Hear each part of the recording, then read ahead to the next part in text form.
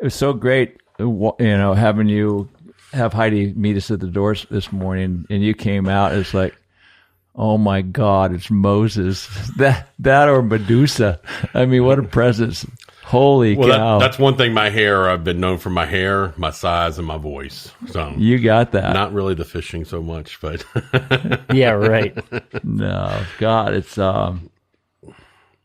I've been waiting for this for a long time with you. Well, it's interesting because I was going to make that point. When I called a couple of years ago for the first time, we were going to try to do this podcast. I said, hey, Carter, how are you? And the first thing out of your mouth is you said, I've been waiting for this phone call for 2 years. And it took 2 years to finally get you. Mm-hmm. You're a busy man. And you. Yeah. No, for sure, but not as much as you.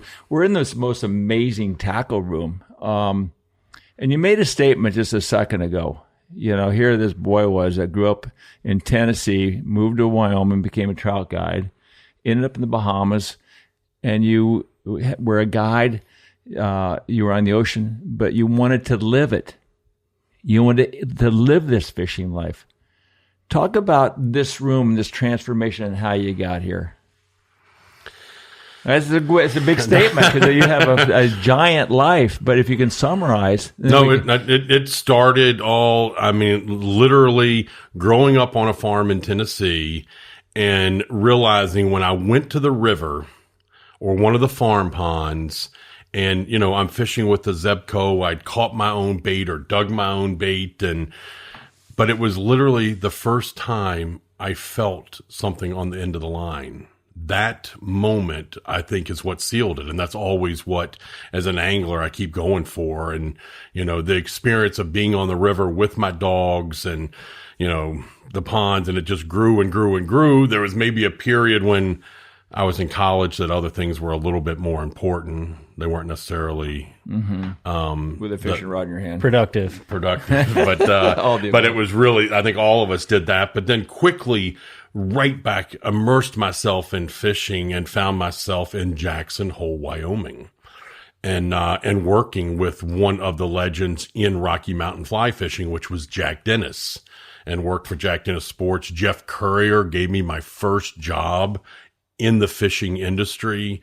Went to trade shows with Jack, Mike Lawson, and Gary LaFontaine. Wow. The traveling fly fishermen, some big names. So I got to learn, from some of the best and see them and hear them and just absorbing all of that like a sponge. And the trout fishing, my first year of guiding in Jackson Hole, I did probably 80 days with 80 different people.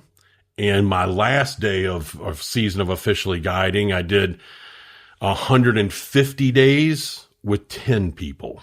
Yeah. Wow. So that's what the career turned into was, all of a sudden and that's when I realized, I needed to do something. I kind of got stagnant. I don't have any more of these clients coming in. It was the same people would book me for 10 or 15 days, 2 weeks a year. Did they get boring for you? No, all of a sudden that turned into, they weren't clients, they were friends. Yeah. And I would pick them up at their house. We'd go fishing for the day, bring them back to their house. It turned into a great relationship. And I got to watch them grow as anglers. That was what became rewarding for me. It takes some of these guys, a banker that bought a house in Jackson Hole, Wyoming that knew nothing about fly fishing. He had to appreciate the, being out there, or it wasn't worth it for me. But to take one of these guys who would appreciate it and over a period of 3 years, 5 years, 7 years, whatever it is, turn them into a great fly fisherman. So that was really fun. And I hosted destination trips during the winter time. And like you said, at one point I realized, you know what? I want to live that. I want to live one of those. And I found myself in Crooked Island. And, I looked on the chart to the Bahamas because I'd had experience with the Bahamas, but there was something already in every island. We like to think we discovered something. There's all this stuff going on in the world today in fishing, and, we're the first that ever did it. Well, I am kind of proud to say, Elton McKinney was doing a little bit of guiding down there, but I showed up in Crooked Island, no lodge, no nothing, no electricity. When I first got to Crooked Island, my first year, I lived in an old historic house built in 1972, and I lived in the attic. Miss Daisy rented me the attic. I had no running water, but I had a toilet that flushed. So I had to carry water up to the toilet to flush it. I had no screens on the window. She washed my sheets every 2 days because the mosquitoes were so bad. The sheets had blood, just full of blood from all the mosquitoes. I'd carry water up to flush my toilet. I had a chest freezer downstairs, no refrigerator, a chest freezer, and I had a hot plate. And that's how I spent my winter. But I had the best bone fishing you could ever possibly imagine. I fished flats that had never been walked on before. Okay? Really never been walked on before. Shaky and I explored all of Crooked Island. Wow. All the stuff back in the back. And brought in his nephew, started doing some. And, I mean, the guides that are still guiding. So Elton McKinney, Randy McKinney, Jeffrey Moss, Clinton Scavala, Michael Carroll, the guys that are still down there fishing and guiding, were the ones that started with me 35 years ago, 30 years ago. The first time I heard your name was from Timmy Hoover. Well, he was in Crooked Island. Yeah, he was in Crooked Island. I like the way you laugh about that. And you're hiding something, Carter. What is that laugh? That laugh. You're hiding something. Yeah. Well, not really. Just he was one of the first guys that came down. That is, to me, in the world of fishing, was like, wow, wow, Tim Hoover's down here. And did he go there to hang with you? Did he know of you before he went over there? I don't think it wasn't about me. It was about Crooked Island. Crooked Island got a lot of exposure really fast because we had fishing that hadn't been fished, a new lodge that had opened up, and we had new guides, and we called it the friendliest bonefish in the Bahamas. Mm-hmm. And the numbers of fish that you could catch early. So he went there to go bone fishing probably and met you while he was there somehow. So he was a client. He was a client. Oh, yeah. Gotcha. Yeah, he came as a client. Did you have any landlocked tarpon over there or something? He was telling me about. There were tarpon, not really landlocked. There was a Turtle Sound, which has some water running into it, but there were some blue holes. Certain tides, you could get some. You could catch tarpon back there. Yeah, there were a couple little ponds that had tarpon that were small tarpon. I'm sure he was talking about Turtle Sound because we could go to those blue holes and we could catch tarpon there. And then in the spring, we had some fish that migrating or come off the reef or something like that, and we would fish that. But Crooked Island being in the southern Bahamas. It was in the middle of the bone fishing pretty much stopped in Exuma. Maybe some people fished Long Island.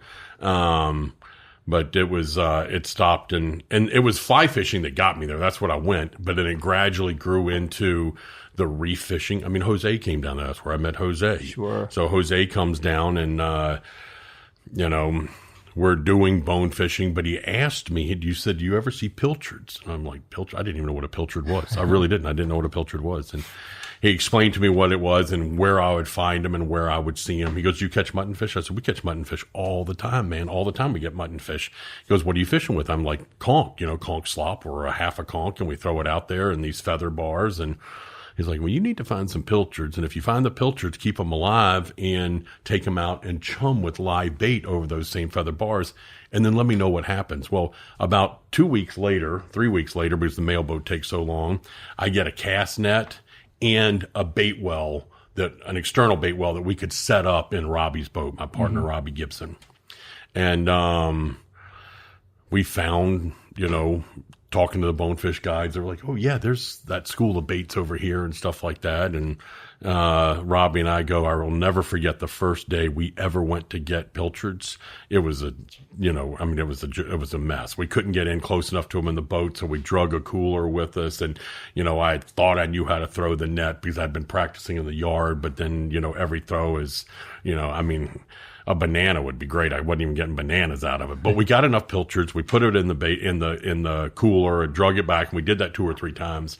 We went out on those feather bars, set the anchor, and started chumming. And I kid you not, we had 100 muttonfish behind the boat doing backflips, groups of 3 and 5 running all over the place, chasing down the pilchards. I mean, it was a scene, and all we did was just kept throwing bait. You'd put a hook one on, boom, you're on immediately. Running pilchards right beside the boat. It was chaotic. That was my first glance at what that style Key West, Jose Wahebe, chumming pilchards did. And I was so excited to get back that night. We ran the pump down. I mean, we ran the batteries down on the boat because we were running the bait well off our the battery. cranking battery. I mean, I was like, so we had to have people come get us anyhow. We've all done that at one point or another. If you're a fisherman. All these stories are great. But I called Jose that night, and he's like, bro, are you sure? I'm like, man, they were mutton fish. Nothing but pink tails everywhere. I said, there were 100 of them. He puts a trip together. He comes back to film that spring, and that turned into the Carter and Jose story. I mean, we ended up doing, I think, 13 episodes together, and caught him his first blue marlin, and he came to Panama with me after I moved to Panama. And so that relationship of, him sharing and teaching and learning information just kept getting greater and greater and greater and greater. And because at that time you didn't really have a mentor per se. No, not at all. This is all new. I mean, certainly for saltwater, I would say freshwater a little bit. I had some of those guys that I hung out with in Wyoming, names that people don't even know. Gary Wilmot, I mean, who's in my mind, a legendary fisherman, still fishing in Costa Rica right now, running big game boats, but nobody knows who Gary Wilmot is, unless you were in our crew. He came from Wyoming also? He came from Wyoming. Tom Rowland came from Jackson Hole, Wyoming. Same thing. Tom and I guided together on the Snake and on the South Fork. And no kidding. This guy, Jeff Courier, have you met Jeff in the fly fishing I have world? not met him. Huh? I know who he is. You know who he is. Yeah. So when you got the cast net, were you talking to Jose like, how the fuck do I throw this? Oh thing? yeah, no, he's trying to send me images because we didn't have social. You couldn't look and stuff. It's even you can attest to this. It's even hard when you're watching a video to throw a cast net, huh? No, I am Captain Banana, but I loved it. The first time I threw my cast net, and I actually saw some flickering silver from with the mullet, maybe 3 mullet I got, I was just like hooting like you. Woo! It's a big deal because then you can actually go get big stuff. It's a key to your success for the day, being able to get that bait. We actually saw an old Jose TV show. I don't know if he was with you or not, actually, but the pilchards were in I don't know if it was pilchards or mullet, but they were in such shallow water, so he couldn't get his big boat in there, so he was waiting and floating his cooler, and he'd cast net these bait fish and then put the bait fish in the cooler and wade back with the cooler. That might have been Crooked Island might have been Crooked Island. And we were at Baby's Coffee down by Key West, and it was a shit fucking overcast day. We couldn't fly fish. Rainy. And we looked over, and there's this little cove, and it was all milk. And my dad said, we're going to dedicate this day to Jose. And we fucking floated that cooler out there. We did exactly what you guys did on that TV show, and it was the coolest thing. We went into a basin and caught like 5 tarpon. Yeah, well, that's what you do when you can't see. When you're a fly fisherman and you can't see, it's not, the choice isn't not going fishing. It's, we're going to make something out of this day. And that's why I like to talk about being a complete angler. Yeah. I love fly fishermen and I love fly fishing, but you know what? There is, an angler out there like y'all were just talking about doing. You couldn't go. It's not like you're going to sight fish the strings of tarpon coming down the beach because you couldn't see. But guess what? You made a great day out of it. We caught a bunch of fish. I'd rather bait fish some days than fly fish, to be honest with you. Yeah, because you're going to succeed. I wonder how the progression is kind of awkward. Tennessee, Wyoming. How did you get to Wyoming? And especially, how did you get from Wyoming to Crooked Island? You have the biggest spectrum you can possibly imagine. Well, Jackson Hole, I was actually moved to Wyoming from Virginia. With your family? No. Or you're an adult now? As an adult, I was in Virginia, had gotten out of rehab, drug and alcohol rehab. What was your drug of choice? Cocaine. Yeah. Ecstasy. All the good stuff. Are you good now? Mushrooms, acid. Oh, yeah. No, I've been clean. I actually quit drinking 2 years ago, and it's been probably the best thing that ever happened to me. Good for you. I mean, I was sober for about 4 years after rehab, which was really good.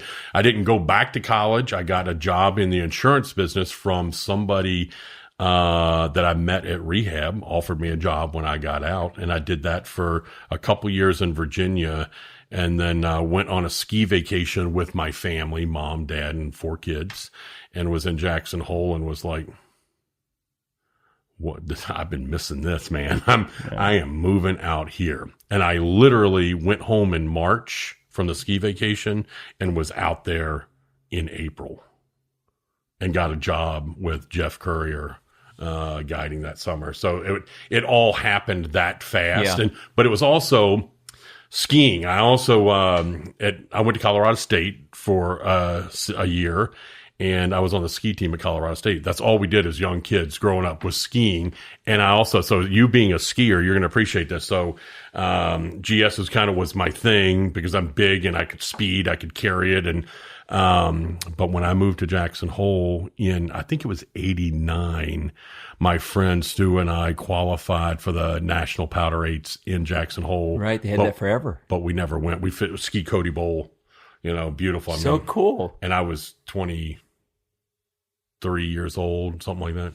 Well, you were pretty heavily embedded with the fishing and the skiing, and you were in paradise. So how did you just leave that? How did you get so removed to end up in Crooked Island? I was hosting trips to other places to go fishing. I was taking I was taking my clients from the summertime and taking them to whether it was in the winter, Mexico, Belize, Bahamas, Argentina, doing trips like that. And then at one point, actually there was the woman that owned the newspaper in Jackson Hole had a small lodge on Little Cayman. And I went down there and worked for about 2 months one winter. Okay. On Little Cayman. It's called Southern Cross. And they had a landlocked tarpon pond. They had pretty good bone fishing. Most of it was mud fishing in the one big bay that they had there. But then we had good permit fishing around the island on the Ironstone and stuff like that. That was the first time I caught permit that actually had black lips because of all the sea urchins stuck in their lips. Oh, wow. Okay. We fished sea urchin fly. We didn't fish crab flies, fish sea urchin flies to those permit that came in on that hard Ironstone. It's crazy. They eat sea urchins. And Flip first told us about that. You would just cast and let it sit. Mm-hmm. Just let it sit. That's all you did. Get it in front of them. But it's almost they got caught in the rocks all the time. But here's the question: it's but there's not that many sea urchins. Like the whole ocean floor is not covered, so they can actually find the one that you have. Find the one that you're having, yeah. And then the other way in that bay around those. The muds that the bonefish were in, the rays would come and there would be permit on some of those rays. And I'll never forget. And I've used it ever since. I had one of the clients came down there from Grand Cayman. He just came over because that's what he loves to do. And he showed me how to catch permit on a yellow jig, fishing it fast on the surface over their head. And you get a jack reaction bite out of them. And I was like... So you never let it drop. You just jig it over their head. Right over the top of their head pretty fast. And you're going to get the bite or not. Yeah. And I think I caught 3 permit with him in one day. And it was that was a game changer for me. And have realized that that's something I could do. I've actually caught permit on a yellow fly doing that same similar. Interesting. Yeah. Because a lot of people say cast right there at them and fast twitch. Bob Branham. Cast Is that what he does? Yeah. He's got a mow head. 2 splayed feathers, cast bang right in front of him, and just start stripping real fast. Bob, bob, bob, bob, bob. That's how I caught my first permit with Bob, the reactionary bite. Get the jack out of him. Get the jack out of him. Yeah. I want to bring it back just a little bit. So when you were guiding in Jackson Hole, that's when you were on the fly fishing team. Right. I got invited to be a part of Team USA for the World Championships, and we went to Australia. Jeff Courier was on the team that year. Was Euro nymphing? Nope, before all that. Sure was. And you won the Jackson Hole one fly. I won the Jackson Hole one fly 2 times fishing streamers. And all my friends are like, oh, Carter can only fish a streamer, wet fly, and everything. So the 3rd year that I got the opportunity to fish it, I picked the most generic fly that I could find. Which was? A size 12 Parachute Adams. And I got 2nd place. I didn't win it. I was coming into the last dump that we had. I was in the back of the boat and I made a cast on that inside seam and the fish came up and I missed him. And the guy in the front of the boat who has control at that time said, pull over, pull over, pull over. I mean, he hadn't caught a fish all day and I'm about to win the entire thing if I could have that fish, but He wanted it, so he took it. Oh, no. Yeah, it was like an 18-incher. But I still got second, which was incredible. So I've done it on my wet flies and then got it on the dry fly. I got second place on the dry fly. Do you remember how many fish you caught when you won? Well, I can tell you the year that I believe it's the highest score ever recorded in the history of the one fly, and it's still standing. You only got to measure 7 fish during the course of the day, 5 count to your score. So you cull the fish. Oh, okay, so it's a little bit That's of different. I thought it was just the most fish. It was for a long time. Yeah, it was for a long time. But there were George too many, Anderson, when he won. that was the problem. There were too many people handling fish. That's exactly right. He caught like a couple hundred fish or whatever. I don't know what it was. Yeah, it was ridiculous. But that's the problem. There was too much fish handling. So then they decided, all right, you're gonna get to measure 7, but only 5 count to your final score. Mm-hmm. You have to call your redfish stuff. So all those little ones. So you decide, all right, I'm going to only measure these fish. But I will tell you that that year that I did so well, my individual score was higher than half the team scores. I mean, but I got the most complete angler on the planet. I knew it, and I was fishing. The rules were changed based upon some of these things that happened. Yeah. Walter Ungerman's won it multiple times before me with a very similar type fly, big rabbit strip type fly. I was fishing an 8-weight rod with a teeny 300 and a 15-pound leader. And that's what I fished. So in the shallow stuff, I fished it fast, stripping it. And in the deeper stuff, I could fish wherever I want. Right. Now, this is what I'm glad to have won. I'm really happy to be that part of it. But as a fly fisherman, this is what you're going to appreciate. I've done 3 one flies. That's 6 days of fishing. You get 1 fly for each day. I have 2 first and a second. That's strong. I have never lost my fly in 6 days of fishing with 2 wins and a second. So that's what I'm proud of. What is that? Where does that stand in your world? Insane. In your world of fishing, where does that rank? I mean, you've got a big life in fishing. Where does that rank? It's pretty far up there. That's as far as it gets. I mean, in 6 days of fishing, to never lose a lure, fly, whatever it is, and not only just be fishing it, but to win twice and get second. And fishing a streamer for 2 years subsurface. Well, actually, the second year, because there's always logs and sticks down there. And if you're not in there, you're not going to catch one. Uh-huh. So the second year, my streamer changed because they changed the rules. I couldn't use the size of fly. That year was about a 5-inch fly, and they changed the rules. So I went to from a 5-inch fly to about a 3-inch fly, 2.5-inch fly. It was a kiwi muddler that I had a tungsten bead that was in the spun deer hair head and then a tungsten cone in front of it. And then I fished a 12-foot leader so that I could, in the places that I needed to get deep, I could get deep. It was down there. That's right. Let me ask you this. How many times did you jump out of the boat and go wait after that fly that was stuck on something? Maybe one, not much. But because like I said, there are times when you feel it and you're looking, and the nice thing about that water is it's clear. Everything's clear. So you know where you are. I'm coming into that log jam and I'm throwing far enough upstream. I'm getting my sink down. Everything's going and I know, all right, here I am. I'm in the slot and now I'm fishing it out and things like that. You just kind of, when you feel it and you know it.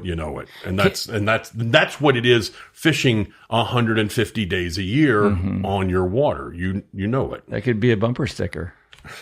Can you retie if you get chafed? You can retie. You can. You get enough bites, it's going to fray your mono a little bit. You retie. That's a really important thing. You just brought that up. Yeah.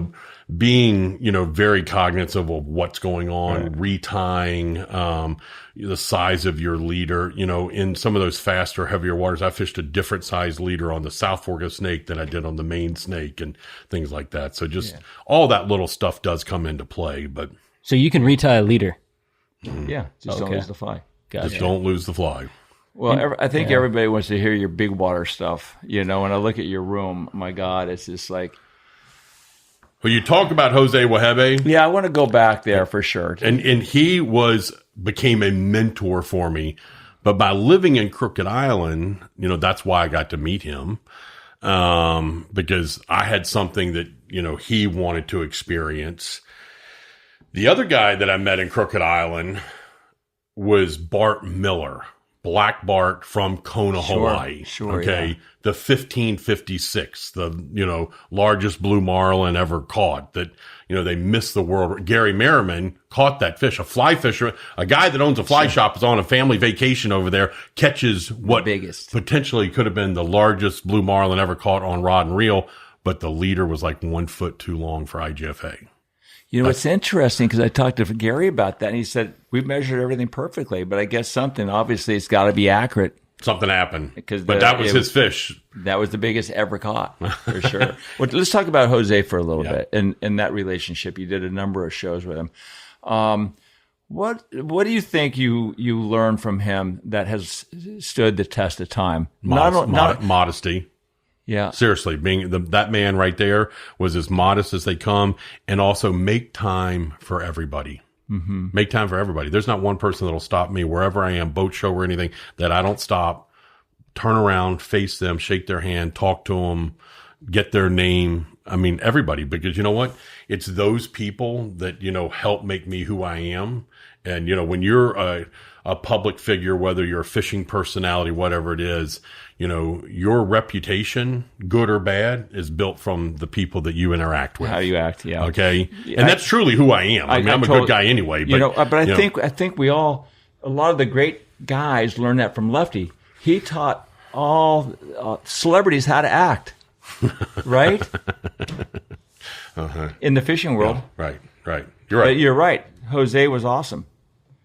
What about the fishing prowess? Where did you get, who was your offshore big water mentor other than Jose? I mean, Jose for sure. And then I got the opportunity to meet Bart, and he helped me through those processes. I'll never forget. He came down there because he heard about these wahoo that I was catching.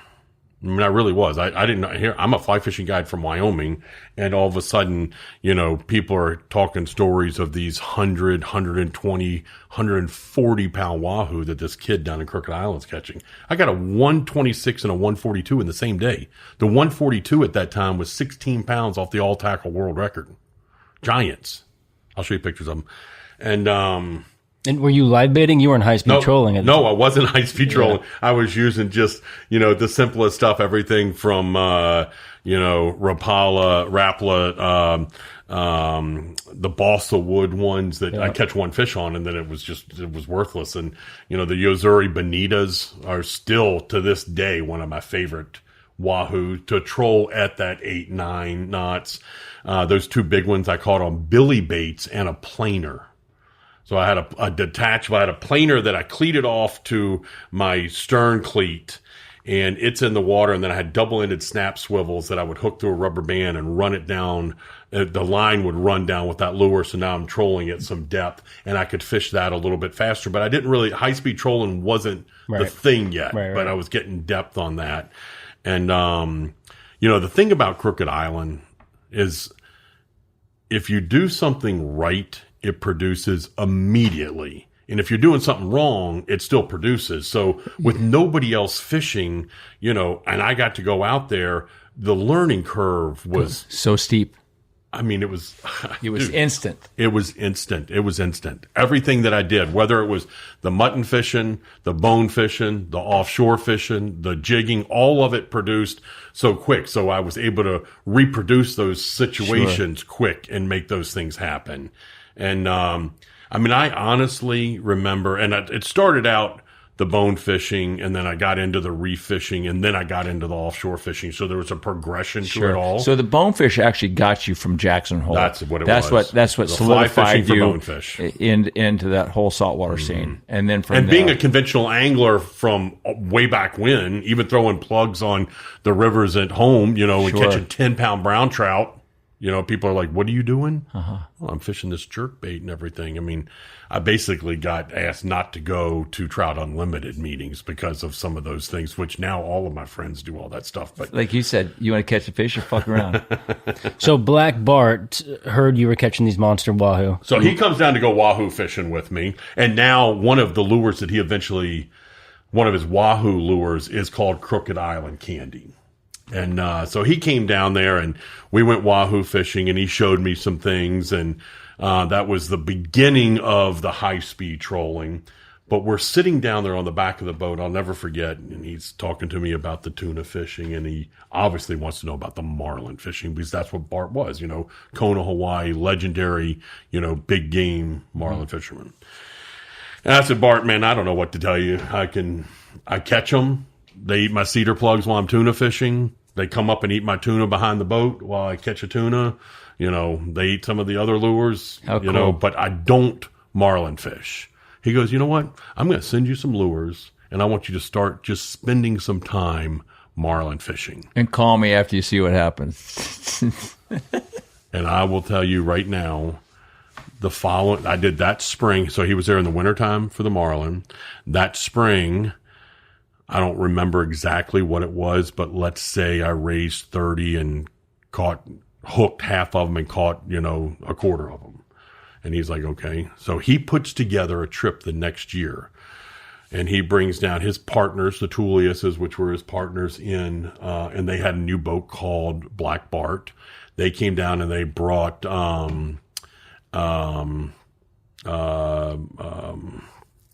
satellite tagging for blue marlin, Dr. Prince, Eric Prince. And they brought, I think we had 23 tags. And we ended up tagging 23 blue marlin in 21 days. So we had in Crooked Island. So we had a couple days that we didn't catch any, but we had one day we caught 5. And we're catching 2 and 3 and stuff like that. It was incredible fishing with people that knew what they were doing, as opposed to me. Originally, I started calling it the Yellow Brick Road. So when I first started fishing them, I'd go inshore, offshore. But every time I got bit, I would mark it. I'd put a waypoint where I got bit. And then I realized those waypoints were all in a quarter-mile stretch, which Dr. Prince later told me that was a traveling corridor. Now, the reason why he really wanted to come down there is they did a surface seining. Now, mind you, this was 25 years ago. They did surface seining, and they found 3 times more juvenile 2-week-old blue marlin on around the Crooked Island Passage than anywhere else in the Western Atlantic Ocean. Wow. So those fish are coming. Out of those 23 satellite tags that were put in the fish, every one of those fish, when they left that area, went a different direction. How many of those fish were recaught and those were all pop-up satellite tags. Yeah, okay. So I don't know if any of those were caught. You just see the tracks. You just see where they're going and what they were doing. But that was so that was really my introduction to the marlin fishing, and then it got more and more, and probably one of Jose's best shows where he comes down there and, he comes down for a week and we've already got 2 shows filmed and he wants to do something else. And I keep saying, Jose, let's go marlin fishing. He's like, no, bro, no, man. Yeah. And I only have a day. Well, and he finally tells me the reason why I didn't want to go marlin fishing is because he's hooked 18 and never landed one. Oh, I remember the show. I remember this show. He goes, I'm snake bit. I can't do it. I'm like, I think we can do it. And, well, the first one we break off. I never break a fish off, and we broke it off. I was like, well, all right, we just snake bit here, man. This is not looking good. And then we jump another fish off, and it's the last day. He's getting ready to leave. The afternoon of that last day, he's getting ready to leave. And like I said, I had the Yellow Brick Road, okay? This place that I go up and down. And this big sport fish comes rolling in and literally jumps in front of me on the line, cuts you off, and starts fishing. I'm like, this motherfucker ain't getting away with this. I said, reel him up. We reeled him up, and I got right in front of him, and we hook up in 3 minutes, land Jose's fish. I get to throw him in the water, all this stuff and everything. And the boat ends up calling me, hey, little sport, or, little center console, this is day money. I'm like, day money? Fuck, that's George Strait's boat. So I have a friend of mine from Wyoming that worked on that boat that I told those stories to about the Yellow Brick Road. And no told him, shit. And so he was on that boat, and they were on their way down to fish St. Thomas, and they just stopped to fish. And it was a really kind of cool thing. If I had to jump in front of them, they would have gotten that fish, and maybe Jose would have never gotten his fish. Right. No. It was, that's just bad. That's a bad ethics, cutting people off anywhere. Whether he knew I was cutting me off or not. He knew. He knew. He's not a captain for nothing. He's been out there. And I was the little guy in the big ocean. Of course, he's going to step on you. So those two guys, I would say for sure, Bart and Jose. Yeah. I spent a lot more time with Jose. I mean, I would go to Key West and spend time with Jose, and we would never even fish. So, what would you do? We'll leave that to another time. But the show I loved, the show that really was outstanding. You have two that I was marathon watching the other day, but a long time ago I saw you throwing plugs to all these marlin. You were surrounded by marlin, and tell me about that. Mag Bay. Yeah, and now I'm going to go there November 16th. Well, you're going to have. But tell me about what you saw, and I think Jose was with you. He wasn't on that show, but he did a marlin show with me down in Panama, though.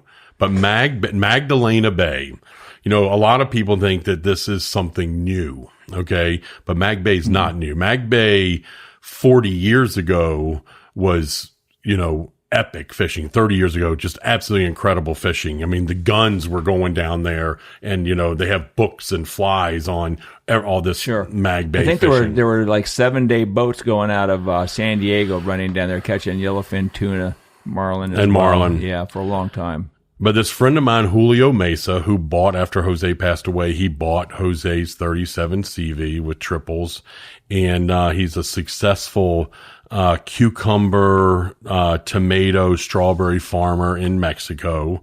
Very talented fisherman, obsessed with it since he was a little boy. And I started fishing with him up and down the coast of Baja, okay, and especially southern Baja. And he said, you want to go? We had just finished doing a grouper show. He goes, you want to go down to Mag Bay? I'm like, let's go to Mag Bay. And somebody had given us some coordinates where they had seen some fish. This was 10 years ago. Okay, this is my 12th year of the show. This is probably 10 years ago. And we got down. We ran the 150 miles down to where these coordinates put us, and there wasn't anything there. We didn't know what to expect, but we didn't see anything. When I say we didn't see anything, there was nothing. There was no life. There wasn't a bird. There wasn't a flying fish. There weren't bait balls. There wasn't anything. And this was kind of, there was a little bit of social media, so you heard and saw stuff, but not like we have now. Not what we get to pick up our phone and see whatever you want.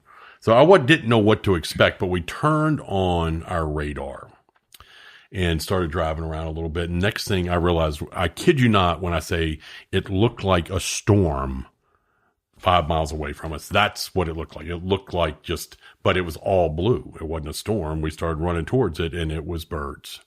And it was 1,000 acres of birds, bait, and striped marlin.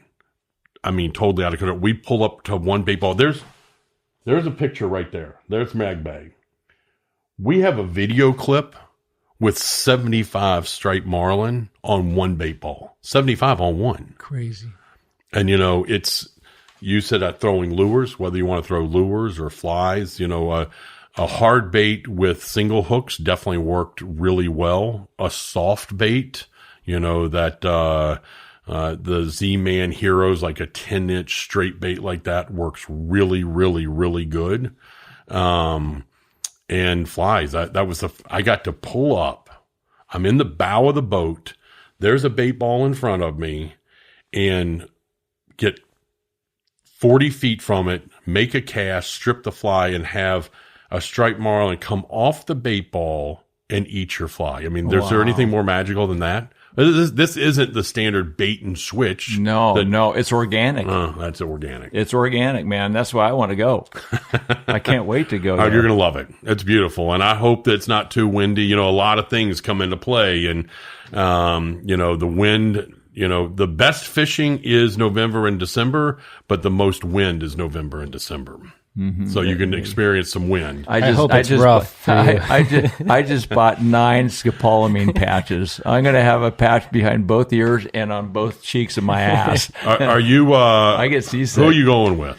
Los Locos. Los Locos. Yeah, George and Rudy. Yep. Well, you know what? Those guys are from Jackson Hole, Wyoming, too. Exactly right. They are from Jackson Hole.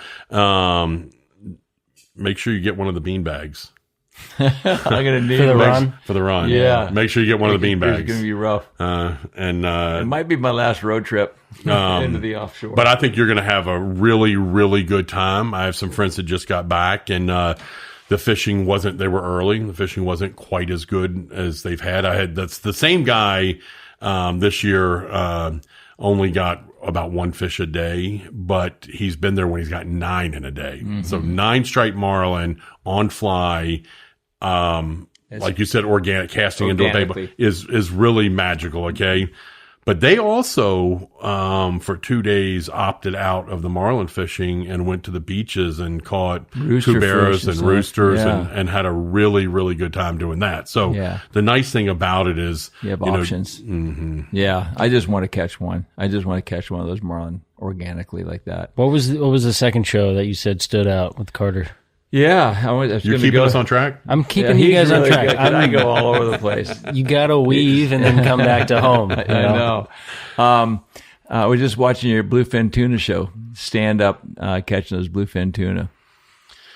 Well, that's with another. So you asked me. I don't get to spend as much time with him, but I was bluefin tuna with Andy Moyes. All right, so Andy Moyes, I think, is he's as humble and as quiet as they come.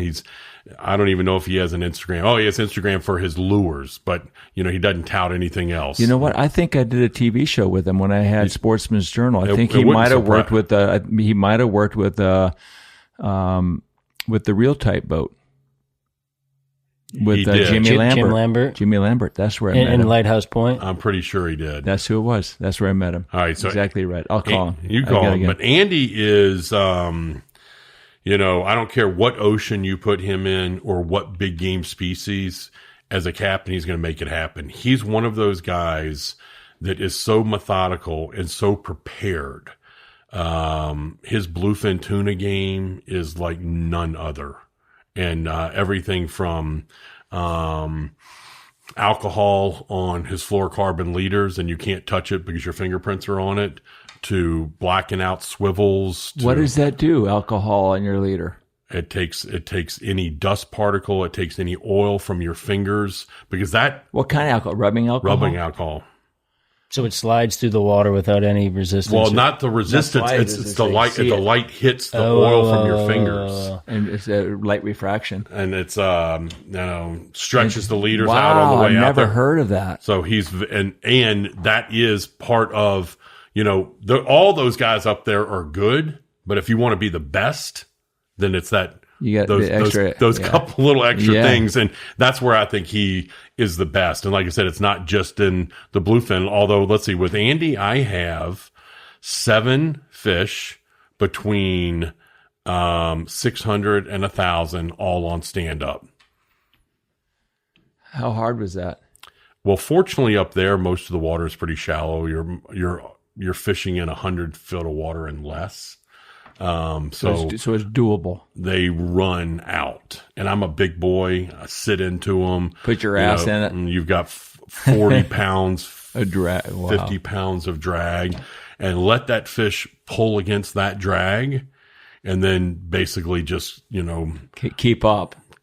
Let him pull against the drag, and then drive the boat to him, picking up line. Right. And then the fight, that's the hardest part of it. Those are all single screw engines. Those they're all these lobster boats, the commercial boats up there. So you get yourself in one corner, because that's where he is, and you've got 45-pound load on the harness and on your plate and everything, and he goes to the other side. Let me tell you, trying to move with all that pressure on you and the gunnels are, 2 foot, because those are working gunnels where they bring crab traps up and put on them and stuff. And so, and a stand up rod is a shorter rod and everything. So some of that maneuvering was the hardest part of getting around. But to put a 800-pound fish beside the boat in 30 minutes. Yeah, baby. That was pretty fun stuff. I really, really, really fun. Up there, I also had the opportunity, and everybody's seen films of it now, but where you get to feed these fish. So the herring boats were out there, commercial herring fishing, And when that's going on, there a lot of baits getting thrown everywhere. And we have flats of herring that we'll pull up beside one of the herring boats and start chumming ourselves, pull fish off of their boat that are just eating the slack bait that's getting thrown from the nets. And then all of a sudden you'll have 5 or 10 or 12 fish that will drift with you as long as you keep feeding them.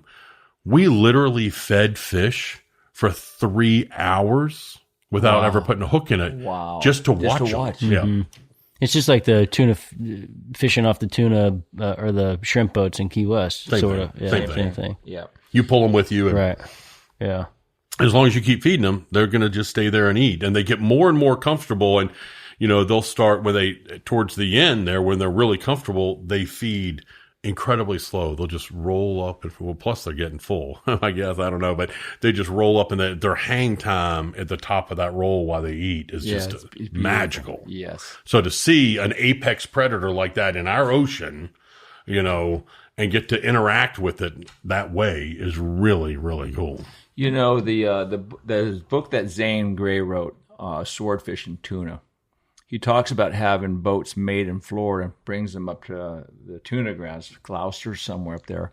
And back in the day, I think it's probably back in the 20s, in the 30s, the herring, commercial herring fishermen had these big pens, and they'd hold all the herring in these pens, but all the big tuna were around these pens. So what they would do, the pens were fairly close by, and you can see which pen had a bluefin tuna around it. So they'd go over and buy some herring from the commercial fishermen, take that herring, the herring that they had, and pitch these herring, hand feed these bluefin tuna. And then they put a hook in one, just like how you guys do, and hook that fish. So Zane Grey was doing it back in the... Bamboo and cotton line. Yes. Bamboo and cotton line. Yeah, it's a great read. But it was in a pen? The herring were in a pen, and the bluefin tuna were around the pen that had the herring in it. So they'd go over to that pen, buy a bunch of herring from the commercial fishermen. I really that experience is incredible. You talk about the Zane Grey reads. I got to go to Tahiti a couple years ago and fish.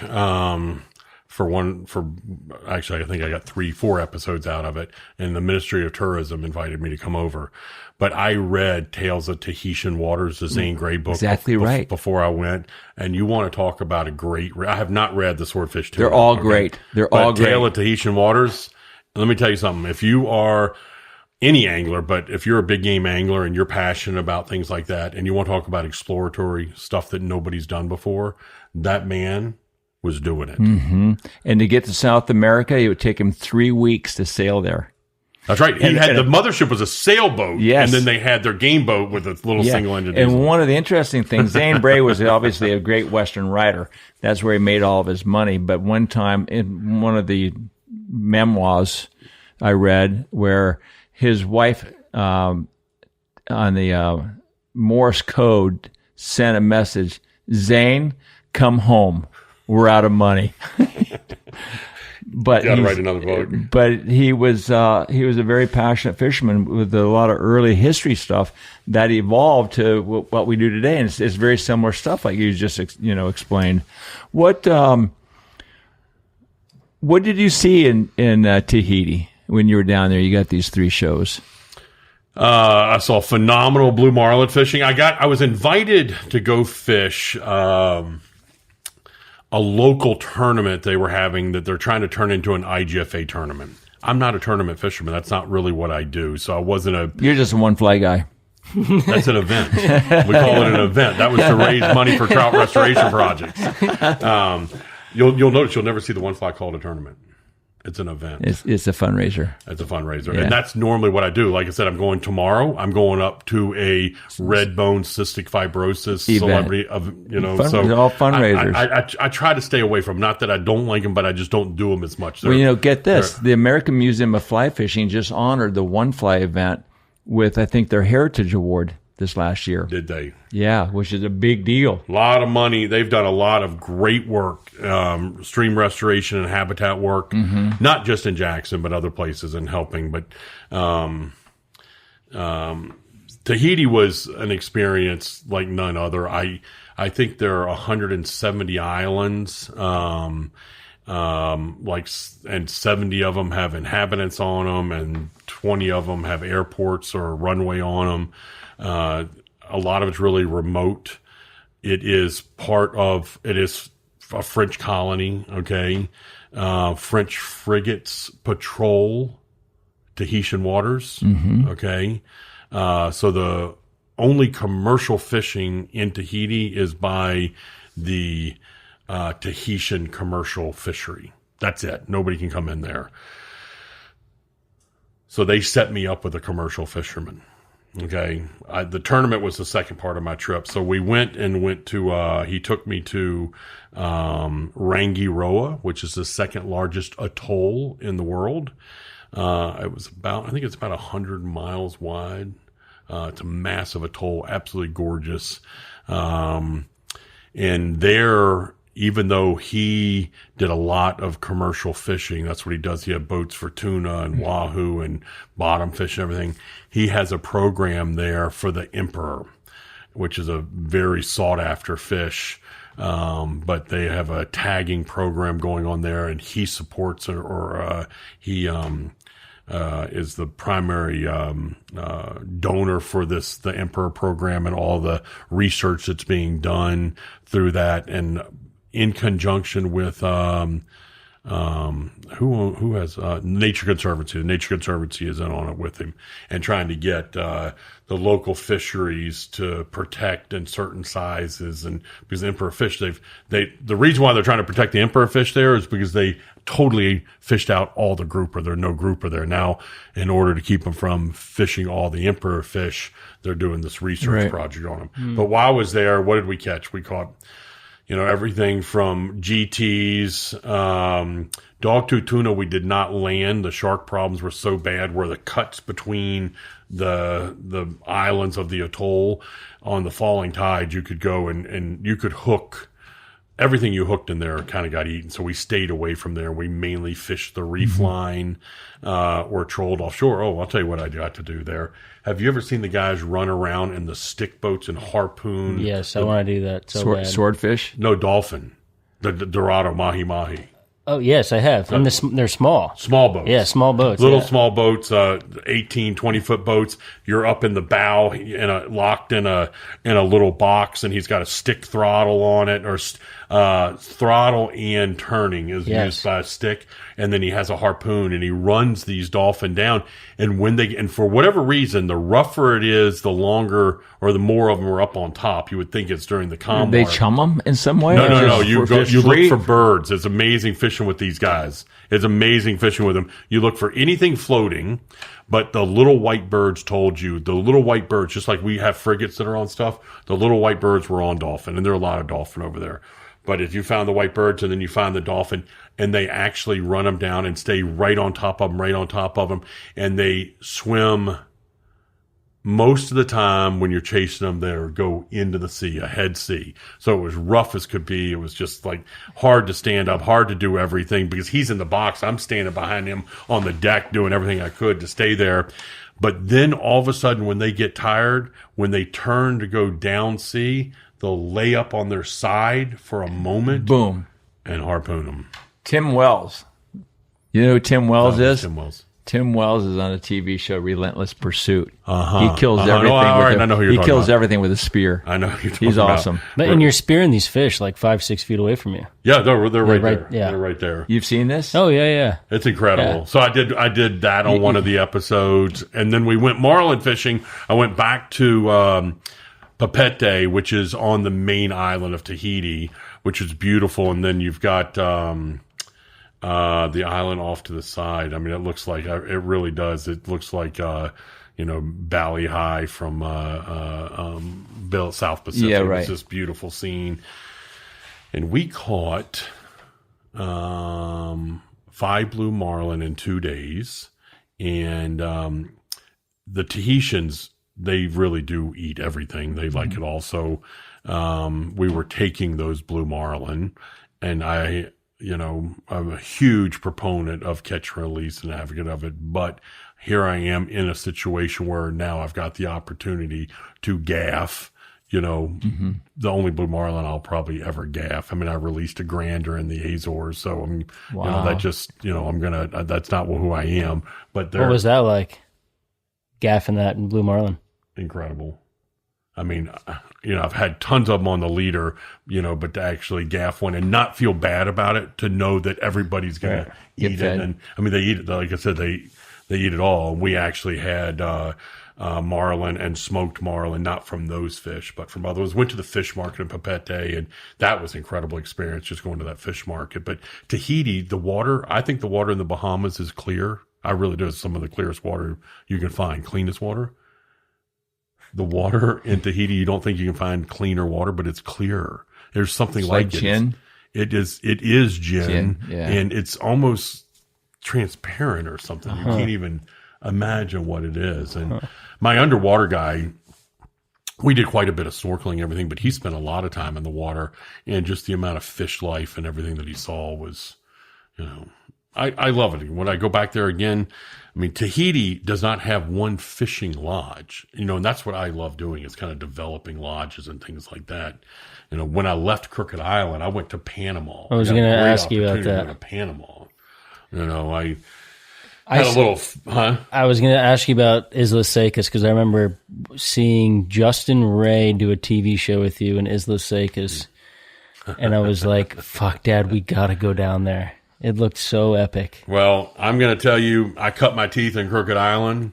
And that was much better. To go to the World Series. That's what I feel like. I got, all of a sudden, found myself, the man that I went to work for, he bought, the whole story's great, and probably don't have time for the story of how I got there. But anyhow, I end up at Islas Secas, with, our small little lot. He bought 16 islands, and we have the lodge on one of those islands. And that's a hell of a statement right there. When I got there, it was where they were yurts and a kitchen, and the kitchen was in a yurt underneath this beautiful mango tree that we ate under every single night. I mean, it was just incredible. But I had my proposal that I put together of the boats and everything I needed.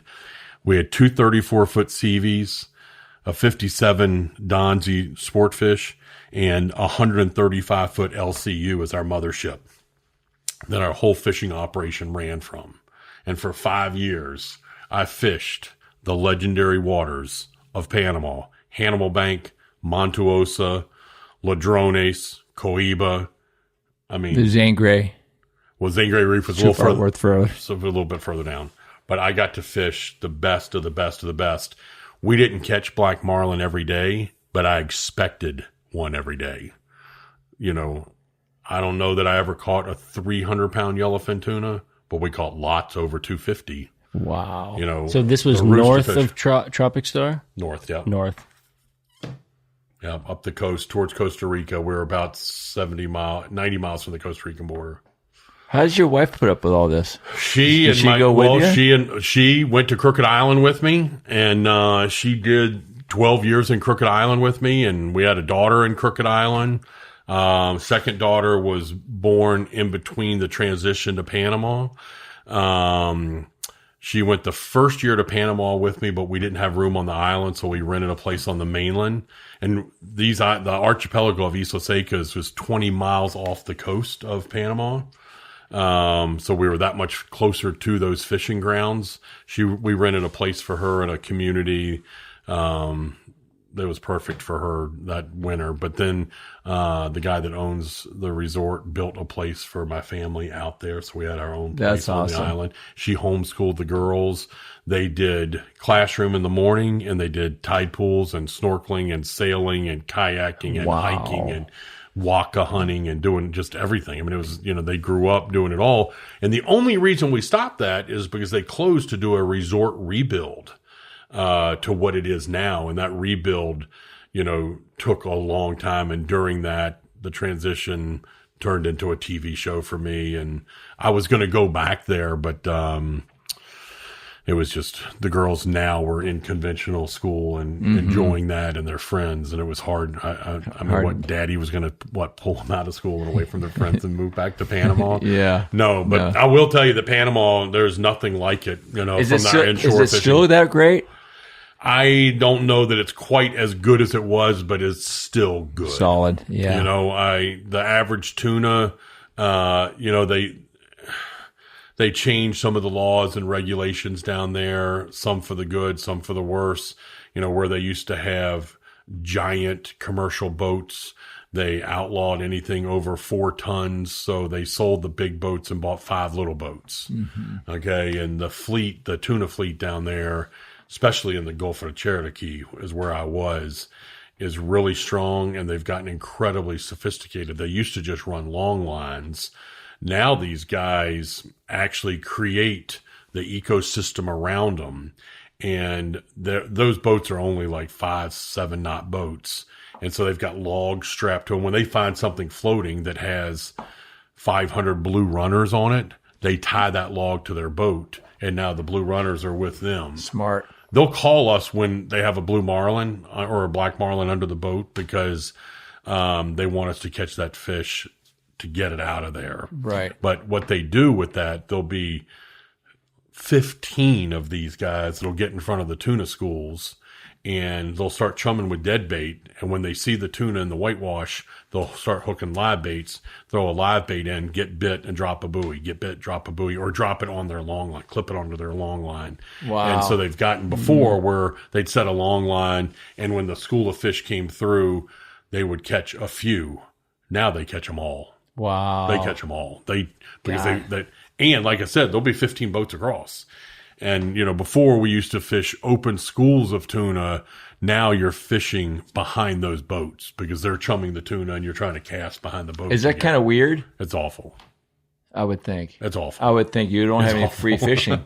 You got to go to a little floating city over here with all these commercial guys. You can sometimes find your own schools of your own school of tuna and whatnot. But what about fads? The fad fishing I've done off of Costa Rica. We put some of our own fads in when I was at Isla Secas. They produced, but we already had other places that were so good that we naturally that we didn't really need them. I did catch fish off those fads, but still Montuosa and Hannibal Bank outfish the fads on a daily basis. Wow, that's very cool. How did this whole obsession with Carter Andrews get started? This whole TV concept. Did you always want to have a TV show? No. Really, to be honest with you, it was after Jose passed away in his accident. The production company, JM Outdoors, which was Jerry McInnes, who had the longest running fishing show, The Fishing Hole. Sure. Jerry McInnes. His son, Mike McInnes, was now runs that company, or that production company, and he was doing Jose's show, The Spanish Fly, and about 2 years after Jose passed away, he came to me and said, "We need you. Would you like to do this?" And I said, "You know what?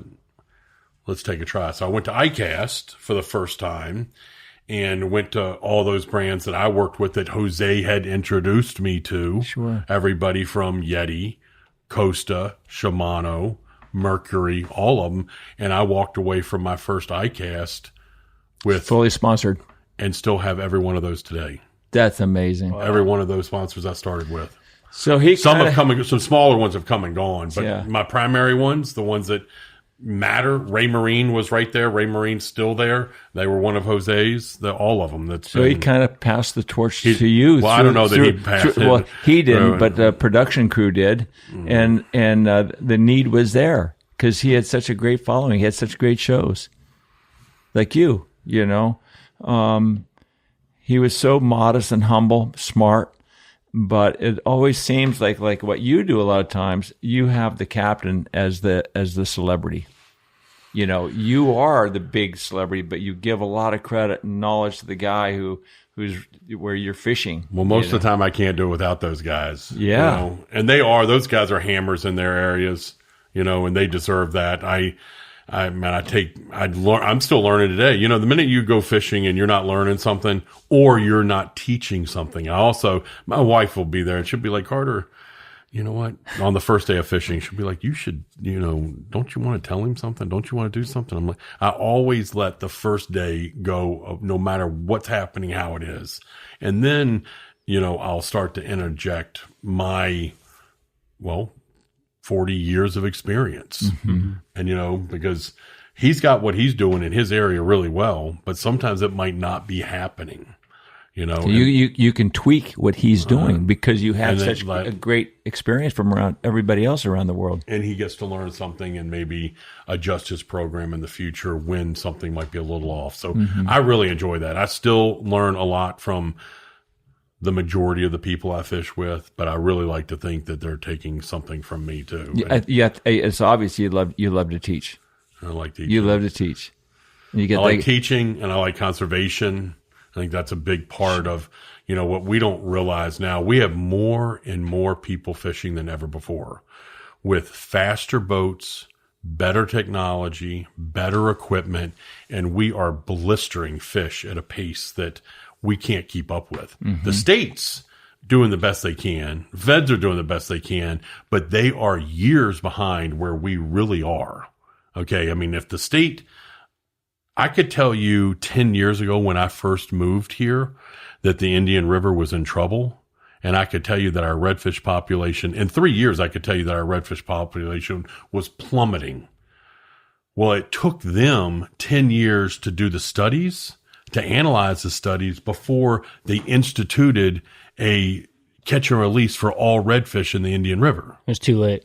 It was too late. Toasted. There weren't any. Yeah. Then they started that program. They introduced some redfish where the last year before there was this catch and release, the last year before that, my fishing guide friends in a week might catch 2. Wow. Now they're catching 2 or 3 a day. So that's what the closure has done. Mm-hmm. It's brought it back. The fish are resilient. Unfortunately, we don't have habitat. Our habitat in the Indian River is gone. And I mean, it's the grass habitat is 100% gone. We still have mangroves and you still have docks and things like that. But everything that lives so it can only support so many fish with docks and mangroves. The rest of the habitat being gone, where all the crabs and shrimp and bait fish and everything else live, is gone. So the river can only sustain and support so many fish. I didn't even fish the Indian River last year. Not once. I did not fish the Indian River once last year. You just feel badly. And it's 5 miles from here. You feel badly for the fish. I feel bad for them, and it's a waste of time. Yeah. It's a waste of time. I got other things that are funner. Is that word? Funner and better, are a little bit better use of my time. But I can remember some of those spoil islands and the guys that got to experience it 20 years ago. Here's a great example. All right. There's a guy that has a charter business, YB Normal. And his name his name? YB Normal? It's a charter business, business, YB Normal. And it's, Mark. Is it Mark? Anyhow, when I first moved here, I was 5:00 one morning. I was down at Fort Pierce about to put in, and he was there, and he came up and introduced himself, and we started talking. And I said, listen, man, you are the trout guy. Can I ask you how many fish you have 10 pounds or better? And I'm thinking for his career. And he goes, this year? I said, all right, this year. And without missing a beat, he said 97. I was like, 97 trout, 10 pounds or better. This year alone. Uh-huh. That was probably 9 years ago, because this is my 9th year, 8 years, or something like that. I saw him 2 years ago, and I asked him. Not one.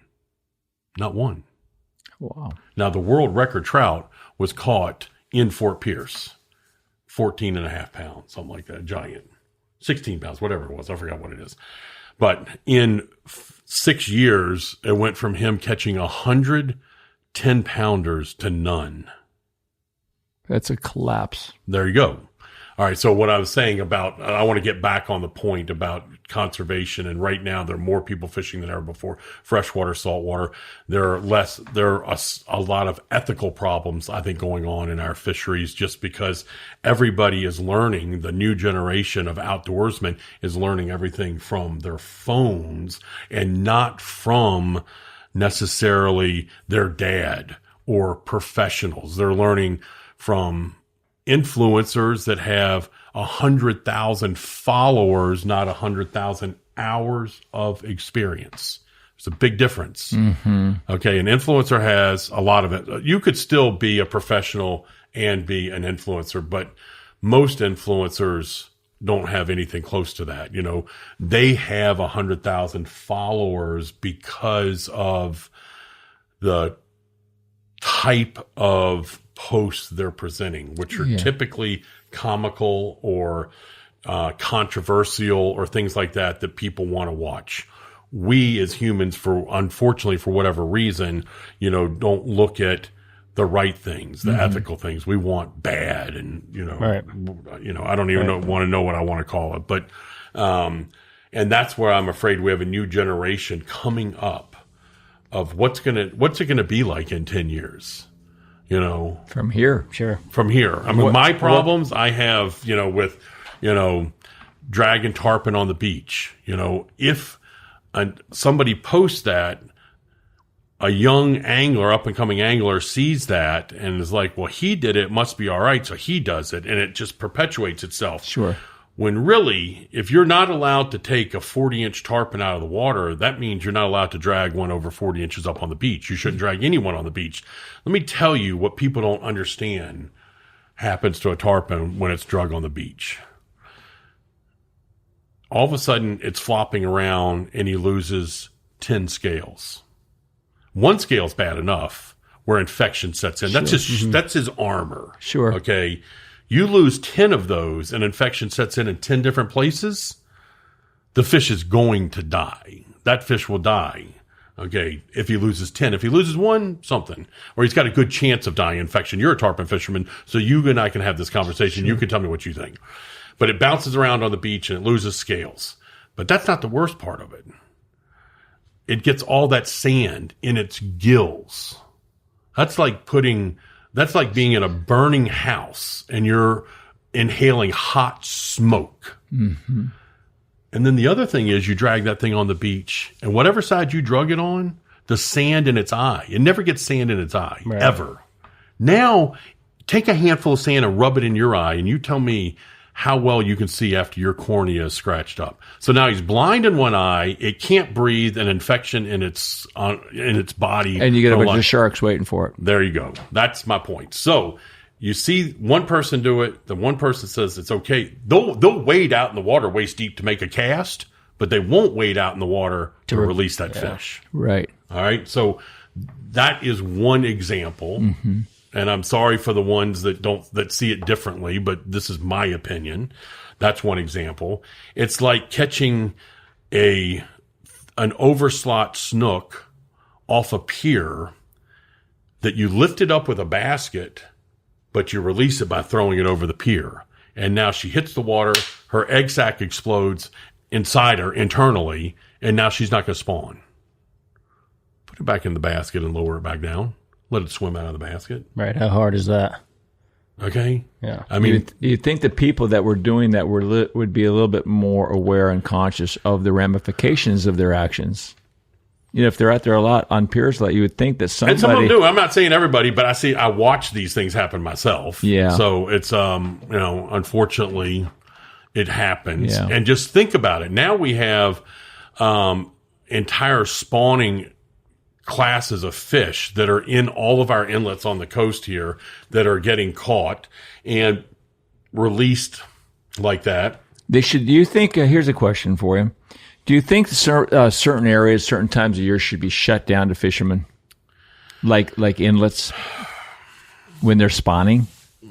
Like in the I mean, they don't spawn in the inlet, but they're staging to spawn. Right. So yes, I mean, but we also fish salmon in the spawn. We shoot deer well, we don't shoot them in the spawn, but we shoot them in the rut when they're trying to, breed for that. So, we have chosen to fish things around aggregations because that's when they all get together. It's easier. Yeah, they're most vulnerable. They're most vulnerable. Yeah. So there are a lot of things. And I think we're going back to the point where we have more fishing than ever before with faster boats, better equipment.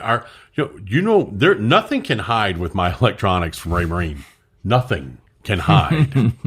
Okay. And what we have coming out in the next couple of years is going to blow the doors off of everything that you've ever seen. I mean, it's totally insane we are. But let me ask you this. Let's talk about drones, tarpon fishing with drones.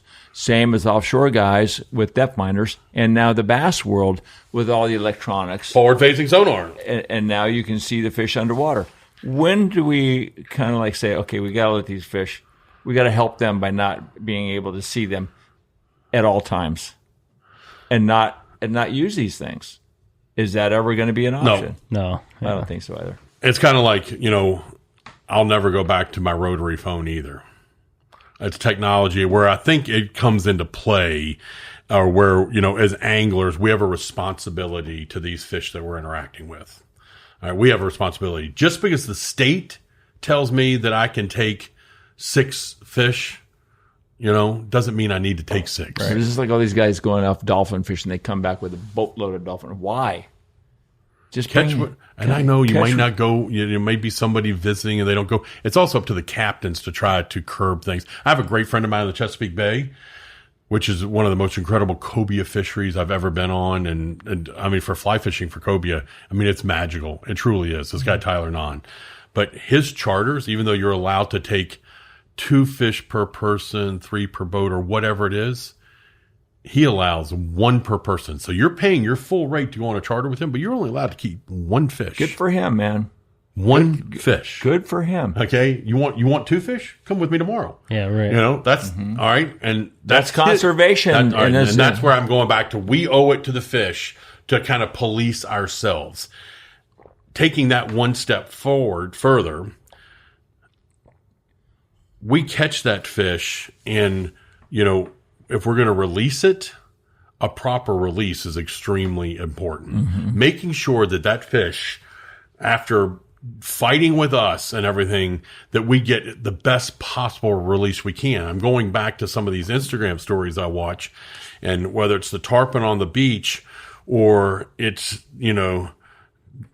the kid that videos a no trespassing sign, jumps the fence into the golf course pond, hooks his 8-pound personal best bass, drags it up on the lawn. It flops around on the lawn. He holds it up with grass all over it for his picture. And yeah, he released it, but he just threw it in all the slime and moss right there. And the fish can't get out of the slime and moss, and he dies right there. Yeah. What kind of business is that? But common sense is not prevailing in situations like that. In a lot of these things. And like I said, unfortunately, where we watch it, common sense, I think, was learned and taught, but there's so much stuff going on. It's more about getting that than exposing, people to the right thing. When I take a fish, one, I have to have enough ice if I'm going to keep fish. I want to have enough ice. I bleed every fish that I catch because I want the highest quality. When it gets to the table, I want to know that I have the best quality fish I could possibly have because I want to appreciate it for what it was. I'm kind of like honoring that fish. For sure. So I have ice. I bleed that fish, and I take fresh salt water. I take salt water from the ocean in my bucket back to the marina. My fish never touches water from a spigot because it's got fresh water and it's chlorine. Saltwater fish don't act well. Take a snapper, take any fish that you catch in the ocean and wash it off with fresh water and see what happens to the meat. It immediately turns a different color. You'll get the white around the edge. Yeah, white. Yeah, right. That's one of the things. Rinse it in salt water and it goes vibrant, man. It just gets this translucent look to it. Very interesting. So, and that's one thing that I hope everybody can take away from this. Your quality of fish that you'll have will be much better. I had a friend of mine, and I try not to freeze fish. I freeze some fish, but I try not to freeze fish. And if I freeze it, it's in a vacuum sealer. I had a friend send me a 50-pound cord bluefin tuna the last day of the season from the Cape. And I had him overnight it to me. We ate 50 pounds. I cut that thing up, and we ate 50 pounds of tuna in 2 weeks, and I never froze one piece of it. and just, different sushi parties, different grilled tuna, different things. Took advantage of the greatness of the freshness. That's right. What's the biggest concern in the blue water Marlin genre? To be honest with you, I think Marlin are probably doing really good. We have issues. Oh, what's the biggest concern? Yeah. I mean, you're talking about, tarpon and trout in the Mosquito River Lagoon. Well, right now, more marlin are being handled than ever before because the Omni sonar, 10 years ago, any tournament in the Bahamas, if you caught 3 blue marlin in a 3-day tournament, you won the tournament, period. If you're not catching 3 or 5 a day right now, you're not even in the top 10. Because of the sonar. Because of that. It is, that's technology, what we're talking about. And you're just, they tried to have, 2 different divisions. You got it or you don't have it. Well, how do you say who's going to even want to fish in a tournament without having sonar? Even though there may be a division for fishing free sonar free. Yeah, but you got a $4 million boat. Put your $100,000. Yeah, I want to go catch a fish. And they are catching them now. Those fish, you locate a fish, and he might not eat the first time you present a bait, or the second time, or the third time, but eventually you're going to get that fish to switch, and he's going to eat. Have you done that with your boats? Oh no. Well, so my center console doesn't have one yet. But have you been on a big boat where you spot one on the screen? Oh, it's absolutely incredible. What's it look like? Walk me through it. It is. You've got your it looks like a radar, and you've got a mark that blips, and you can actually put on tracking and put it so you stay on that heading with that fish. And the closer you get, the bigger it gets. It shows up, and you go and fish that fish. And if he fades off, then you turn and you go to him this way. There were tournaments. Right now, the tournaments, they used to let you go out and you had a lines in tournament. Well, guys were going out at 4:00 in the morning. Finding a fish and staying with him. For 2 hours before lines in. All of a sudden, lines in. Boom, and got him on. In the first 5 minutes, there are 10 hookups. That's crazy. Oh, my God. That's crazy. So now shotgun starts back to, shotgun starts and stuff like that. Some of it. I'm sure there's still some other tournaments that have. Do you ever find boats racing to that one fish? No, you probably got to be pretty close for him. Well, you can see him. You can definitely see. Let's just say, because you've seen out there. I've been in a half mile. Yeah. What? Yeah, a quarter mile easy. Yeah. So you're out there. Yeah. In the Marlin grounds, you see offshore, like in St. Thomas, there are boats right next to each other all over the place. Mm-hmm. Oh no, it's not. It doesn't have to be close. A quarter of a mile away? Easily. A quarter mile, you're a few hundred yards. It's no brainer. But what about the sailfish? If you have a good return, you're going to see them a quarter mile away. What about the sailfish tournaments around here? Yes, they're using them. The difference is the water's a little bit shallower. It depends on where they are, if they're up on the reef or off the reef. But you can mark everything now. You can mark it all. So do you ever have boats like racing to that one Marlin? I'm sure they do, but I don't like who gets first shot? I guess whoever gets to pull that fish off, where it is. Because most of the time that fish is 150 feet deep, 100 foot deep. That's where he is. He's not always up on the surface. They're down deeper. Sure. And then you're bringing him up. People ask me about trolling all the time, and somebody that isn't familiar with that offshore fishing, and you think about it, you see a bait ball and fish on a bait ball, it's just a lot of white water and foaming and everything.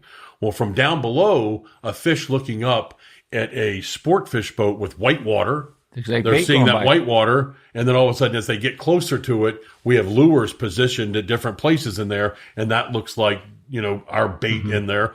And now people fishing dredge fishing is, you could have a dredge that has 100 baits on it. 100 baits on a dredge. Oh my God. So you've got you have your own bait ball. Holy cow. And that whole dredge fishing is really fun. And, sail fishing with dredges. We do a lot of that out of Fort Pierce. And you're prospecting. So instead of waiting for the bite all day, I've got a ballyhoo that I'm flipping into my dredge. I'm free spooling it through the dredge, stopping it 20 feet behind the dredge, let it swim. Then I'll free spool it again, 70 feet behind the dredge, let it swim, and waiting to feel the bite. So all day long, I'm prospecting instead of waiting to see a fish come up on one of the teasers while you're prospecting. Sometimes half your bites will come off that prospect. Yeah. Which is really fun. It's I got interactive. a question for you. Why do all the fishermen like north of Stewart troll for sailfish and all the fishermen south kitefish? Good question. Stewart south, the Gulf Stream comes in so close, and the continental shelf comes in so close to shore. So 1 mile, 2 miles offshore, it goes from, 90 feet deep to 300 feet deep. Where Stewart, the continental shelf, turns out and pushes out. So Fort Pierce, it's about 12 miles. Sebastian, it's 20 miles, and and further up. So where the kite fishing and all the current comes in, so everything is compressed from Stewart down into a half a mile zone where everything north is spread out. So the trolling works better where we're covering water to find areas that are holding fish in an area where to the south, everything is already compressed on that line, the bait and the fish. So you're fishing the kite right fishing, there. Kite fishing, the guys that are kite fishing that are, I get to fish with Art Sapp, who is, arguably one of the best, most winning tournament sail fishermen there are, who's also in a CV and Mercury and Ray Marine and Shimano. So we get along really well. But anyhow,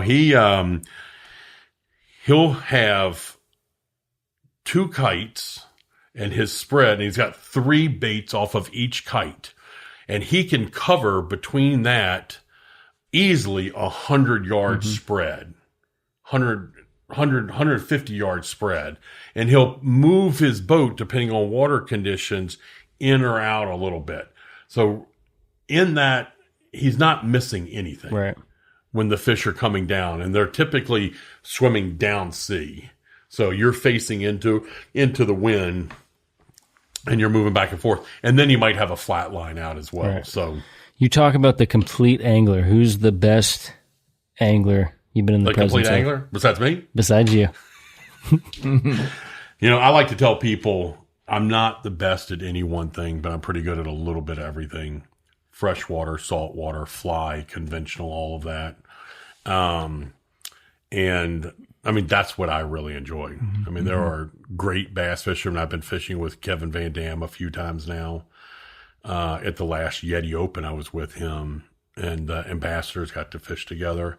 And I watched this guy on a lake, Table Rock Reservoir, which he has spent a lot of time on, fishing with one of his signature Strike King square bill crankbaits, with his rod and his reel and his, here's a man that Here's his package. I'm going to tell you something. I watched a master. I seriously did. It was incredible. And every move that he made and everything that he did. I mean, he's throwing the smallest square bill that's made. I'm trying to throw it on a spinner rod. He's throwing it on a bait caster and getting, I'm not going to say twice the distance, but almost. It's incredible how he could throw. And, for those of you that don't realize that a bait caster, throwing, the lighter it is, the harder it is to throw. Where the spinning rod's made for throwing light stuff. Sure. And he's ripping shit out there. Is incredible. And this guy, knowing, he caught him. He caught him. Yeah. There's a reason why IGFA just inducted him into the Hall of Fame this year. I'm sure he's a master. I'm sure he's the best of all time with bass, but can he put up a kite? That's what I'm saying. No, he can't do that. That's why he's really enjoying the relationship with me, is because we're doing different things. He wants to go tarpon fishing. We're going sail fishing. He was supposed to go sail fishing with me before I cast this year, and things just got kind of sideways. But, he's got a new show coming out this year, which is going to be his bass show, because he's now, retired from tournament fishing and doing, a TV show and, a lot of conservation work with, Bass Pro and Johnny Morris, and he's in a great direction now. But talking about like everything that he's won in bass, it's crazy. That's incredible. But now, who is, I don't know, let's go back to the name Ralph Delf. Let's throw his name in the bucket. I mean, I didn't know Ralph Delf, but I certainly know the Delfs. But I do know Robert Trossett, RT, who is a very good friend of mine. So when we talk about legends he's right there. He's right there. Okay, same thing. So RT, I spent a lot of time with RT and have done some incredible things with him. Oh, you know what? RT, I'm sorry. When they asked me who mentors were, I should probably, because I probably have fished, I don't know, 50, 70 days with RT. Mm-hmm. Talking about a master. He is one of those guys. He's been to Wyoming trout fishing with me, and I've been in the Keys with him.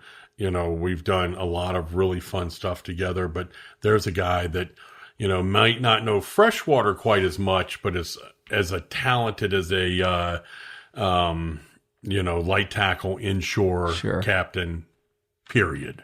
Like I said, I know Giants. the Delfs only through reputation, so I can't speak on that, but that same era of people doing the same thing and that's the way I like to think about it. You know, they were cutting their teeth in Key West when you could still cut your teeth doing stuff. Yeah, when like, nobody else was what you were doing over in the Bahamas. That's important too. Because you had to have a biomass to work with.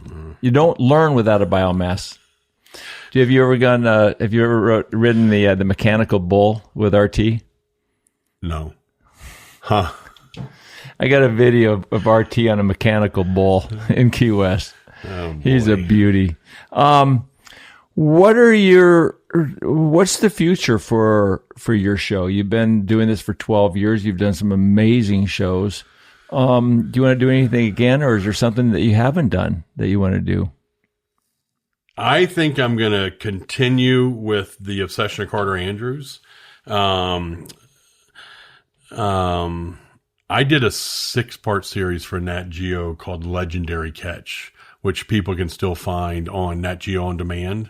It was 1 hour episodes, and I got to do some really incredible stuff with production budgets that were out of control. There were 14-day shoots and stuff like that. Unfortunately, right when it was being released, Fox bought Nat Geo. And then 2 months later, Disney bought Fox. So everybody that I knew at Nat Geo that was behind that show in a 3-month period were gone. So that show kind of got left. But that whole idea of Legendary Catch, I have another opportunity right now that's coming along like that. So it's a much more adventure travel, fishing themed show with culture and food. And Anthony Bourdain is an incredible guy and did some really great stuff for TV and food. So something kind of along those lines, possibly. If it's close. We just haven't done the deal yet. So you would have 2 shows? I think I'd have 2 shows. And the reason why there'd be 2 instead of 1 is that other show won't be a sponsor driven show. Right now, the Obsession of Carter Andrews runs off of my partners that I work with. And some of my biggest partners being CV, Mercury, Ray Marine, you know, they like being in shows. They let me do, you know, 2 or maybe 3 shows a year outside of that product circle. So I don't get to do as many destinations. You know, I got to go to Tahiti a few years ago. I try to do the Amazon. I've been to Russia. I've done some really cool things. But this other show, all of them would be, you know, exotic, some remote destinations. You know, I could still do something like Cape Cod and tell a great story up there. There'll be hour format long show. And I could tell great stories up there with, you know, here is where literally, and that's what I love about going to Cape Cod. Do you spend much time up in that area in New England? I have not fished it. I'm going to tell you right now, that's some of the most passionate fishermen in our country are in New England. They only get to fish 3 or 4 months of the year. Yep. So when they're doing it, they're doing it hard. But they also have the history of fishing. I mean, that's where, you know, pilgrims and, you know, 1700s and all this stuff was going on. And they were fishing back then. And they are these little fishing towns and communities. And striped bass, you know what? A striped bass, something that, you know, each top water is a schooling fish. You can catch on fly. You can catch on conventional. You stick your hand in their mouth. You pick them up. I mean, it is a great, great game fish. And then you've got on the other side of it, you've got bluefin tuna, 1,000 pounds swimming off the coast. So a place like that, I could go and do one of these stories and tie in the culture and the food and the history and the fishing. I notice on your screensaver you have yourself with the smallmouth bass. Is a smallmouth bass your favorite fish? That's my favorite fish. Hands down, if you were to ask me if there was one fish I got to fish the rest of my life, it would be a smallmouth bass. Just like Lefty Craig. That was his favorite fish. Why is that, besides maybe it was your first fish and that's what you grew up doing? Well, I grew up fishing smallmouth, but I really like the techniques and the tackle that you can catch them on. And I like the places smallmouth live. You know, bass, I like largemouth bass too, but a smallmouth wants cleaner water, more mountainy areas in general. They like moving water as well. Smallmouth, you know, I used to catch a lot of them out in Idaho, Montana, and I called them Rocky Mountain bass. That's my Rocky Mountain bass. I just love small, and look at it. I mean, look at the, you know, how they mark up and they, you know. If it was a multiple choice question and you listed all the species that you've caught, Bluefin, I would say tuna, smallmouth Marlin. would be the last thing I would think of. That is hilarious. Yeah, the smallmouth bass. I really like the like I said, also the techniques, you know. A lot of people don't realize how, you know, in any type of fishing we're doing, whether it's fly fishing or bass fishing or marlin fishing, you can go down rabbit holes with all of them. You know, people think it's, yes, you can pick up a spinning rod, put on a spinner, throw it out there and reel it in and catch something. But you can get as technical as you want in all of these different, you know, dimensions of fishing that we do. Absolutely. I mean, just, you know, from leaders and, you know, hooks, you know, feathers, sizes, wire, mono. Everything. The options are incredible. What's the most I would say what's the one thing that people don't know about you that you'd like to maybe say or who is Carter Andrews other than a big fisherman? Oh boy. I've had a lot of questions asked me before, but I don't know if I've had that one. Carter is,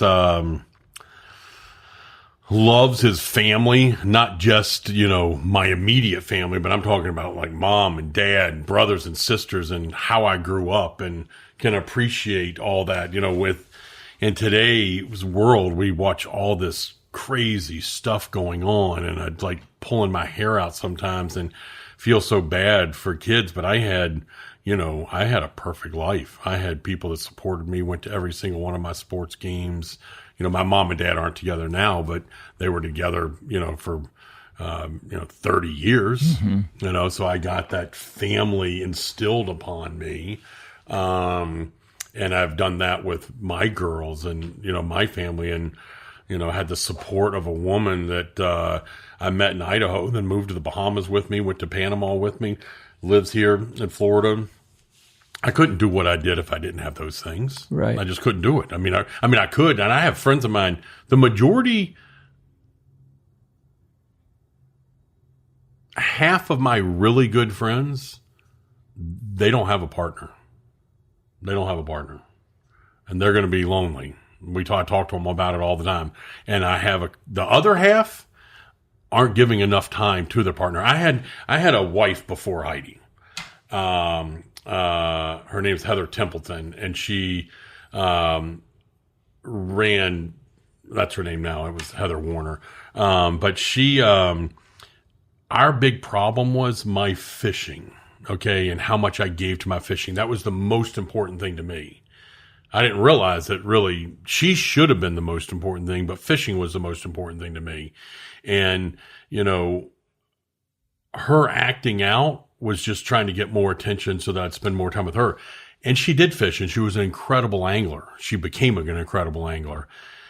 And when we separated and moved our different ways, she went into fishing full speed. She was from Frederick, Maryland, where Lefty's from. And she started doing all the trade shows with him and flip and started she immersed herself in the fishing community. After your relationship. After my relationship. Because she really did love it. It wasn't the fact that she didn't like fishing. She just wanted more of me. Where in the summertime in Jackson, what did I do? I fished 150 days. Yeah. I wasn't with her.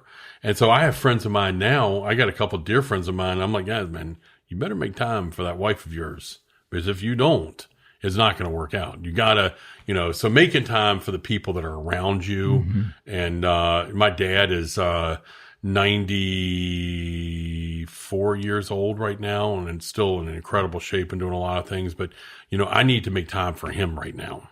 Right. And so you got a big heart. Family man. You're a big heart family man. Well, I think so. Yeah, man. I mean, the obsession is not just about fishing. Your obsession is about everything you think and touch and feel is full speed. Right? Everything. I mean, you're a big guy, not only in your physique, but in your life, your heart, your aura. You walk into a room, it's like, wow. Big man is here. The big man is in town. But your heart, the more I don't know you that well, but I feel your big heart, and whatever you touch, you love fully. So that's my take on it, whether you like it or not.